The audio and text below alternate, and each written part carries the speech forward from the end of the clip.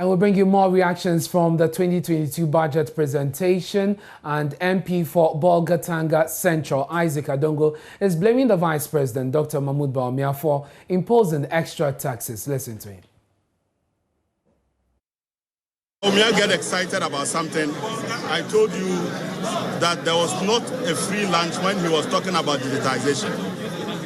I knew that this digitization was going to end up in Bawumia pickpocketing. Today, as you are here working, immediately your money gets into the bank. Unless you go to the bank to withdraw the money in cash, any attempt to spend that money through any electronic means, whether you are transferring directly to somebody, you are transferring to your Momo wallet, you are paying out to your grandmother in the village, Bawumia is waiting to take his share before you spend that money. And yet you have paid taxes on that income. So you are paying double taxes because your income is taxed. The money that they now give to you as your net salary is also taxed if you spend the money by any electronic means. So what it definitely means is that we have reversed the electronic platform that we are creating by over 25 years. I will always go to the bank and so I don't pay. It is the same way you are likely not to be using your platforms to spend your money, but will be queuing at the bank because you want to avoid double taxation of the same money that you pay. Meanwhile, the General Secretary of the opposition NDC, I beg your pardon, Johnson Esiudin Ketia, has alleged that government, in spite of the difficult times, plans on the construction of a new chamber. He also argued that the introduction of the Momo tax is regressive.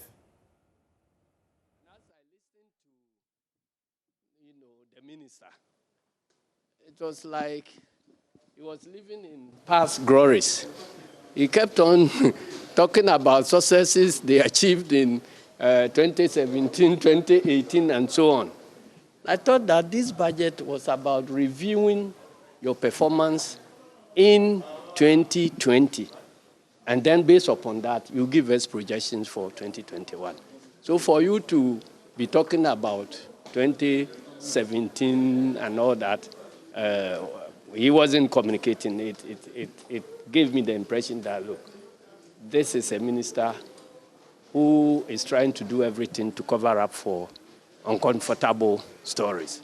And I was amused because he kept talking about some of the achievements he mentioned, for instance, was NABCO creating jobs for 100,000 people. When you yourself have announced that the NABCO people are all going to be laid off. And so, if you thought you created a job, you have been exposed. But there's a new communication that the Shimena post about 3 days ago. That GRA issued a new communication. So, why are they now projecting that new people will be replacing them and those new people have been categorized as new employment that they will be creating? And then you look at, having read through the document, yes, I'm just giving knee-jerk reactions. One thing I also picked from this budget is that we don't know whether they are talking about austerity budget or they are talking about a budget that is supposed to inject more expenditure. Because on the one hand, they are saying that, oh, it's austerity. We have to tighten our belts and so on. And we don't see any belt tightening on the cost of running this country. Because the issue is excess expenditure over revenues. You see? So you are prepared to tackle new revenue measures that will rake in money that will be more than 44% of what you were able to raise this year. So it means that if you are going to tax the overburdened people anyway, how about the road tolls? And then, listen to me, and then you are not telling us how you are going to tighten your own belt. Because the biggest problem we have is overheads in this country. The cost of administering the country has increased so tremendously under this government. Meanwhile, the majority says the budget is a major boost for the private sector. Contractors to be paid regularly so that they can go back to site, so that more roads can be constructed and maintained. That too, the major boost for private sector, which is the Youth Entrepreneurship Support Program. Now, government is introducing a program where our youth at the various districts, small scale, can have up to 10,000. And if they are graduates who have their startups and want expansion, they can have up to 50,000. And where they are a medium scale, they have between 100 and 500,000. The good news is that government is guiding this investment into the private sector by channeling this through the private financial institutions.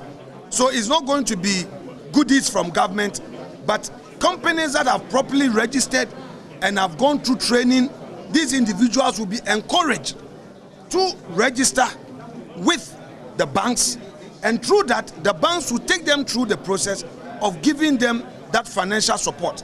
This will be a concessionary facility, and I believe that it will bring a lot of relief. So like my colleagues are saying, Obia Sabeka Nede, Obia Benye Biedi, Obia Benya Humfaswo. Every Ghanaian will have an equal opportunity to get support, so that those at that level of informal sector, those who are chasing for formal sector jobs, can unearth their potential and make sure that the little that they can explore, there is that support to do it. So, ladies and gentlemen, let me conclude by saying that government has demonstrated competence in its ability to manage the situation at hand. In the midst of this COVID, government has not given up. Our friends in opposition were expecting a doomsday budget, but this budget has given us hope. At the reliefs to the private sector, it's even beyond their own imagination. And the budget is calling on all Ghanaians to rally around and support government initiative. We need to get out of this. We will get out of this, but it is only through competence that we can get out of this. Indeed, our friends in the NDC cannot provide any alternative.